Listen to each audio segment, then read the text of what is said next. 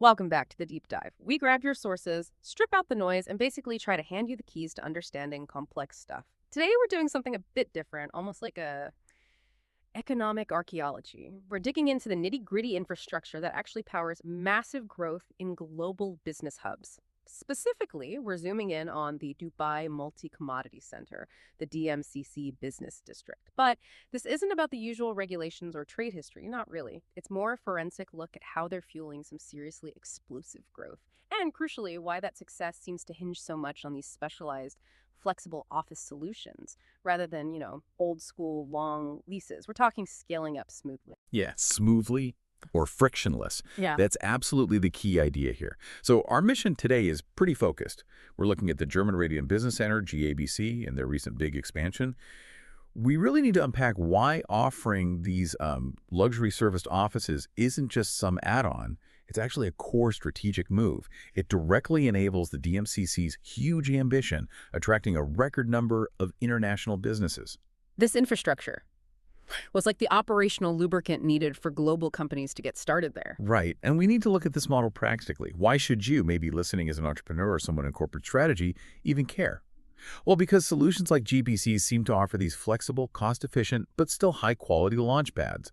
They dramatically lower the hurdles, the logistics, the money involved in entering what can be a pretty complex and high-stakes market. Okay. So to really get why GABC's latest move matters, we have to grasp the sheer scale of the DMCC first. It's not small.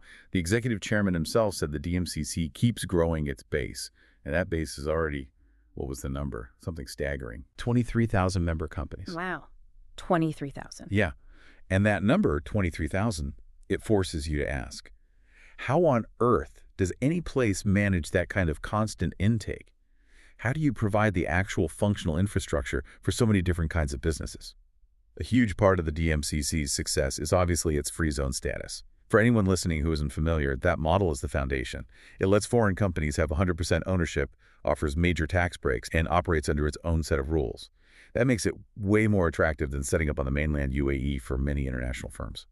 Okay, so the free zone provides the sort of legal and tax umbrella, Right. and GABC then provides the operational plumbing, making it actually possible to function day to day. That's a great way to put it. It's the difference between being allowed to operate, Yeah. being able to start operating, like tomorrow. And GABC, they aren't new players here. They've been part of this infrastructure story since way back in 2013.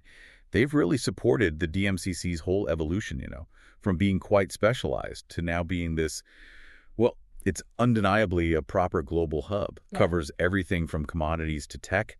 They help stabilize things for companies moving in. And this latest move, the expansion, it feels like a big vote of confidence in that continued growth, doesn't it? Absolutely. We're talking about a physical expansion of their luxury serviced office offerings, and the scale seems pretty serious. It's in the Swiss Tower in JLT Jumeirah Lakes Towers, and it's spread across 4 whole floors, something like 40,000 square feet. 40,700 square feet, to be precise. And yeah, you have to see that number not just as floor space, but as instant capacity, ready-made capacity to absorb incoming business demand. And crucially, it's targeted. The stated goal is all about boosting flexibility and just making it easier, streamlining things for their key audience. That means agile startups, entrepreneurs who need to hit the ground running, but also big multinational corporations that need a credible presence immediately without any setup delay. Okay, that takes us right to the heart of this model. When you hear a luxury serviced office, especially somewhere like Dubai, you might think, well, is it actually affordable? How does JBC balance being luxury and also cost efficient? What are they actually providing that makes it strategically smart beyond just a nice address? Well, that's exactly where the strategy comes in, balancing that tension. On the luxury side, you're getting prestige, yes, but also immediacy.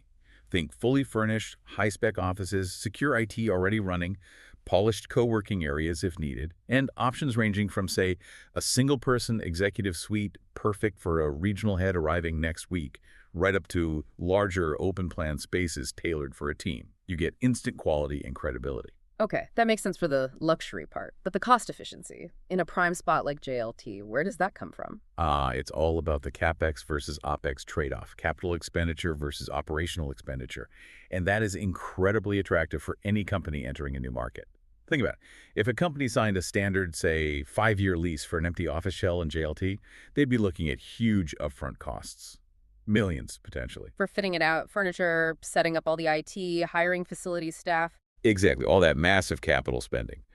With GABC's service model, though, all of that gets converted into a predictable, manageable monthly operational cost. Companies can literally just plug in their laptops and be productive from day one. So the real value is in the time saved, avoiding that huge upfront cash outlay and just being operational instantly. That sounds ideal if a company wants to grow fast, or maybe if they're just testing the waters in the market and need that flexibility, it hedges their risk. Precisely. They can expand their space or even shrink it much more easily than being trapped in a rigid long-term lease. And this close relationship, this strategic importance, was really highlighted at the official opening, by the way. I mean, the fact that the ribbon was cut by Miriam Lakebrink, the GABC managing director, standing right next to Ahmed bin Sulayem, the DMCC's executive chairman and CEO. Yeah, that sends a signal. It does. It confirms this isn't just some tenant signing a lease. It's more like a strategic alliance, working together to help the whole free zone hit its growth targets. That idea of a strategic alliance leads us neatly into what feels like maybe the most critical part of this, the whole one-stop shop advantage. Because, Right. look, anyone can rent out a desk, right? But where GABC seems to really make a difference, moving beyond just being a landlord, it's in all the extra services they bundle in. That's what makes them feel like real infrastructure. Yes, this is where we shift from talking about square footage to talking about navigating complexity, Mm-hmm. especially regulatory complexity. Mm. For any business landing in a new country, particularly in the Gulf, the bureaucratic hurdles, the rules, they can be pretty daunting. GABC positions itself as that genuine one-stop shop because they essentially absorb a lot of that complexity for the client. Okay, let's break that down. What are the typical administrative headaches for a foreign company setting up? I'm guessing visas and licenses are high on the list. In the UAE, those systems can have their quirks. Oh, absolutely. Visas are huge. Think about getting residency permits for all your staff, maybe their families too, and ensuring those are correctly tied to the company's license.